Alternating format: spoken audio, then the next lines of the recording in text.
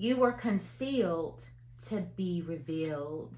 This is the time where the Esthers and the Josephs are arising in this very season. You know, one of the things that I am often intrigued by is Moses' life. You know, Moses, he lived among Pharaoh, he learned Pharaoh's ways, he lived a good life for a season, right? And even his people couldn't recognize who he was because he was so cloaked in royalty while they were in bondage, right? But how many of you know that Moses was born for a time such as he was uh, he was put in place for in that dispensation, in that season?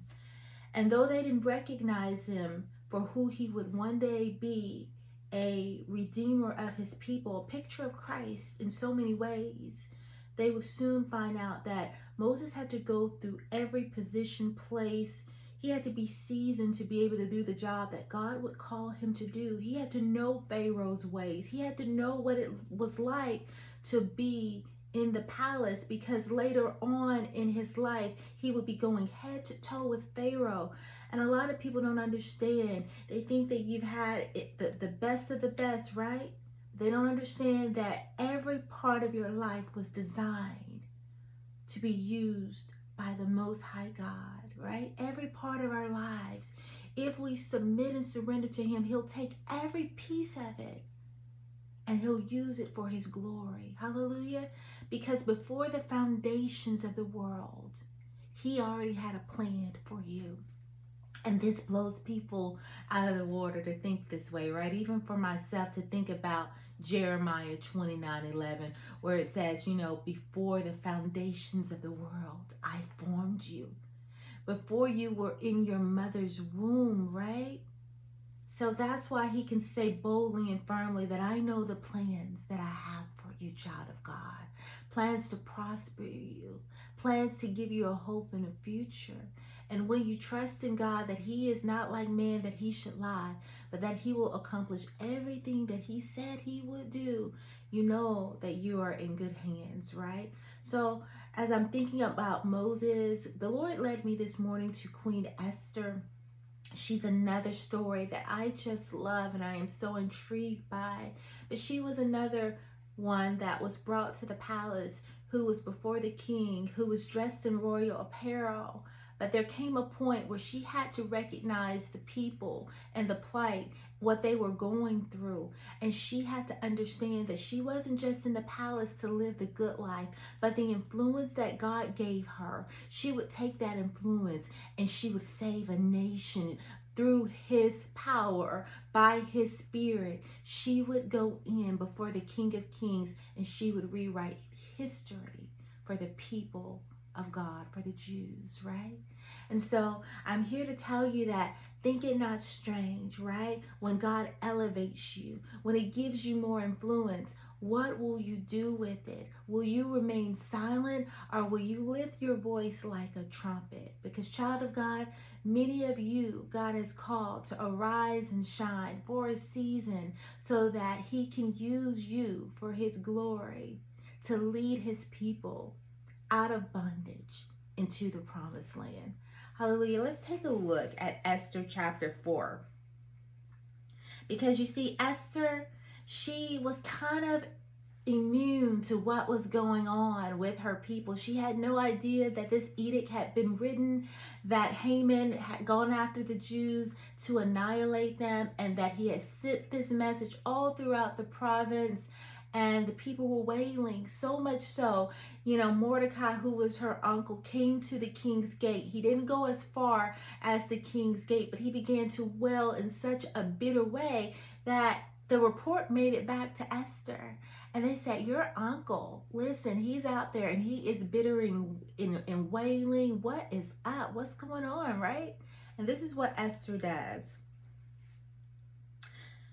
When Esther's eunuchs and female attendants came and told her about Mordecai, this is verse 4 of chapter 4, she was in great distress. She sent clothes for him to put on instead of his sackcloth, but he would not accept them. Listen, there's some things you can't throw at. You can't throw money at. You can't throw a brand new outfit at. He wasn't having it. He was telling her, I'm in sackcloth. Esther knew what sackcloth meant. It meant fasting. It meant going before God. It meant repenting. And you weren't going to be able just to throw a new pair of clothes at this situation. It says, then Esther summoned, it said he refused them. It said, first of all, he would not accept them. And it says, then Esther summoned Hatak, one of the king's eunuchs assigned to attend her, and ordered to find out what was troubling Mordecai and why. So Hatak went out to Mordecai in the open square of the city in front of the king's gate. So Mordecai begins to tell, what is happening, what has been published in Susa. And then Esther goes on and, she's just kind of like, I guess, probably just dumbfounded. Like, what's happening when she found out what was going on? And Mordecai had to speak plainly to her. Look, don't think that you were just, put in this palace just to do your own thing. Maybe it's because God placed you here for a time in a season. And if you will not arise and lift your voice up, don't think that he won't call somebody else. Come on, y'all. Don't think he can't find somebody else, but you and your father's household will be destroyed. How many people has God called for an assignment and they said no? They wanted no parts of it, right? And then he had to choose someone else to come and walk in those shoes who would fulfill his will. Yes, because what you won't do, God can find somebody else who will. Many are called. Come on, y'all. Many are called, but few are chosen, because few will actually answer the assignment. And then when they see someone else walking in the boldness and the assignment, then they start feeling some kind of way. It should have been me, but you didn't answer the call. And so, she goes before the king. She says, listen, I have not gone before the king, and 30 days have I not been in his presence. What you're asking me to do is life or death.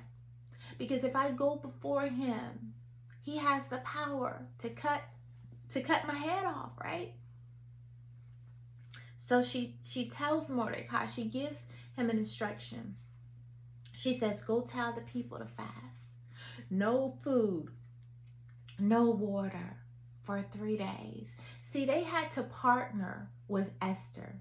How many of you know that some people, they just want you to do all the work, but they don't want to have any part of being the solution? But Esther says, no, if I'm going to step before the king, I'm going to need you to fast. I'm going to need you to go without water and food for 3 days. And me and my maidens, we will do the same thing. And after seeking the face of God, after fasting and praying and submitting our flesh before the living God, then I will go before the king. And if I perish, I will perish, but I shall step before the king. Come on, y'all. This was a bold woman of God, but she understood the power of fasting and prayer. And we live in a day where people won't skip one meal, right? They say, oh, I'm a fast, I'm a pray before it's noon. They done went to Burger King. And you over there fasting on their behalf, right? But they have no stake within it. So you have to understand, she was like, look, you got to partner with me. I'm going before. This is life or death. So I just think that that's really important to understand. How much do you have at stake? How much are you involved in the process? Because I can't tell you how so many people say, I'm a fast, I'm a pray. Child, by 1 o'clock they at Burger King. All right, they eating a Whopper and some French fries and a Diet Coke like it's all good, and saying the flesh is weak. But come on. You've got to learn to build your inner man. You got to learn how to push your plate away, right? To deny yourself. Every day we have to deny ourselves and pick up our cross. And we got to die to this flesh, right? And so I just love that. And, we know how the story ends, right? Esther goes before the king and he extends the golden scepter to her. She goes before him in her royal garments. And I've just said all of this to say, remember in whom God has called you to be. When he gives you that influence, when he gives you that platform, Don't forget where you came from. It's so easy, right? Moses and Esther could have easily just gone about living the good life and forgot about their people, but their identity was concealed for a time such as this. They had to be hidden. How many of you know God will hide the secret things that He's going to use for His glory, because the enemy comes to kill, steal, and destroy? And if they would have known that the gift of God, that the glory of God resided inside of you, honey, they would have tried to take you out a long time ago, for real, for real. So He conceals things to be revealed in His time. So here's another word. Don't hate the process of being hidden, right?